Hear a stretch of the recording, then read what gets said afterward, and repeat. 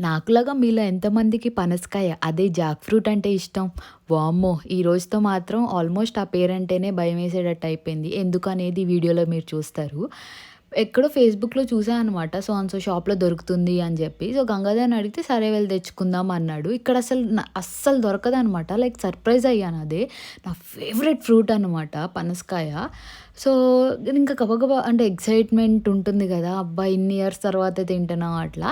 So, ఆ kind of ఎళ్లి తెచ్చుకున్నాం అనమాట. లోపల అంటే లైక్ పట్టుకున్నప్పుడు సాఫ్ట్‌గా అట్లానే ఉంది. సో, మంచిగా రెడీ టు ఈట్ అన్న కైండ్ ఆఫే కట్ చేయడం స్టార్ట్ చేశాను. అసలు లోపల అస్సలు పండలేదనమాట. ఇంకా పచ్చి పచ్చిగానే ఉంది. నాకసలు నిజంగా అర్థం కాలేదు. లైక్ అది అంటే కట్ చేసేసాం కదా! పనికొస్తదా లేదా అని.